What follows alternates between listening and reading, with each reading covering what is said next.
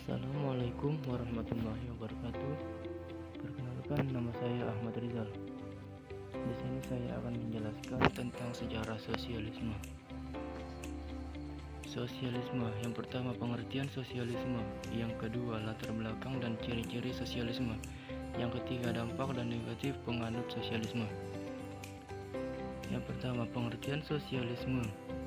Sosialisme atau sosialis adalah paham yang bertujuan untuk membentuk negara kemakmuran dengan usaha kolektif yang produktif dan membatasi milik perseorangan. Sosialisme dapat mengacu pada beberapa hal yang berhubungan dengan ideologi atau kelompok, sistem ekonomi, dan negara. Istilah ini mulai digunakan sejak awal abad ke-19. Yang kedua, latar belakang dan ciri-ciri sosialisme. Latar belakang sosialisme. Sosialisme seperti sudah dikemukakan muncul sebagai reaksi terhadap kondisi buruk yang dialami rakyat di bawah sistem kapitalisme liberal yang tamak. Sejumlah kaum cendekiawan muncul untuk membela hak-hak kaum buruh dan menyerukan persamaan hak bagi semua lapisan, golongan, dan kelas masyarakat dalam menikmati kesejahteraan, kekayaan, dan kemakmuran. Di antara tokoh-tokoh awal penganjur sosialisme dapat disebut antara lain St. Simon dipandang sebagai bapak sosialisme karena dialah orang pertama yang menyerukan perlunya sarana produksi dimiliki sepenuhnya oleh pemerintah atau negara. Gagasan yang merupakan benih awal lahirnya sistem kapitalisme negara.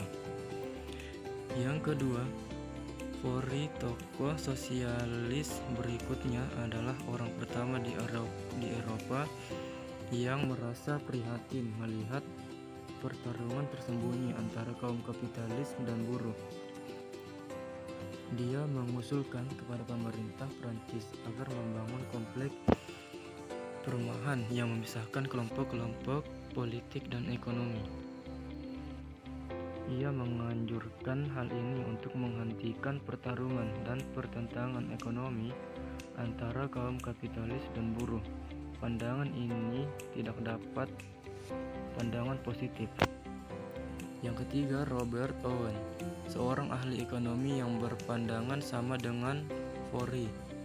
Ia mengajarkan pentingnya perbaikan ekonomi seluruh lapisan masyarakat dan penyelesaian masalah yang timbul antara kaum kapitalis dan buruh dengan melalui berbagai kebijakan yang dapat mengendalikan timbulnya kesenjangan ekonomi dan kecemburuan sosial. Ia sendiri pernah menjadi manajer sebuah pabrik. Pengalamannya sebagai manajer sangat mempengaruhi pemikiran ekonominya. 4. Marx berpendapat bahwa demikian karena paham dialektik materialismenya. Ia menganggap bahwa sejarah bisa berubah hanya disebabkan oleh faktor produksi dan penguasaan sarana produksi oleh kaum proletar yang selama ini diperas oleh kaum kapitalis. Perbedaan pandangan inilah yang membuat gerakan sosialis internasional mengalami perpecahan, dan sosialisme pun pecah ke dalam berbagai pendapat.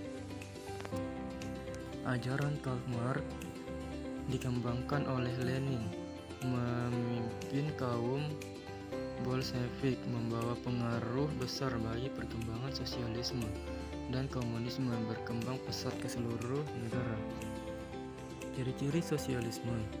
Yang pertama, menolak kapitalisme dan berusaha menghapusnya lewat perjuangan kaum buruh, tetapi mereka menerima demokrasi parlemen.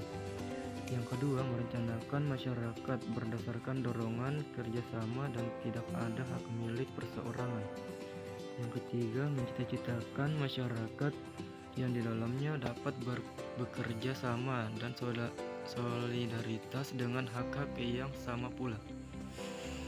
4. Penentuan nasib sendiri bagi semua orang yang dapat dicapai melalui solidaritas. Menolak Kelima, menolak kebebasan yang cenderung berpihak bagi kepentingan hak milik. 6. Demokrasi tidak akan berjalan karena penguasaan menekan kebebasan individu. Dampak dan negara penganut sosialisme. Dampak sosialisme. Dampak positif. Yang pertama, terjadi pemerataan sosial sehingga tidak ada jurang pemisah antara yang kaya dengan yang miskin. Solidaritas antar masyarakat tinggi. Dampak negatif. Individu sulit mengembangkan diri. Hak asasi manusia terkadang diabaikan demi kepentingan bersama. Negara penganut sosialisme. Yang pertama ialah Kuba, yang kedua Venezuela, yang ketiga Cina, yang keempat Laos, yang kelima Vietnam. Sekian dan terima kasih.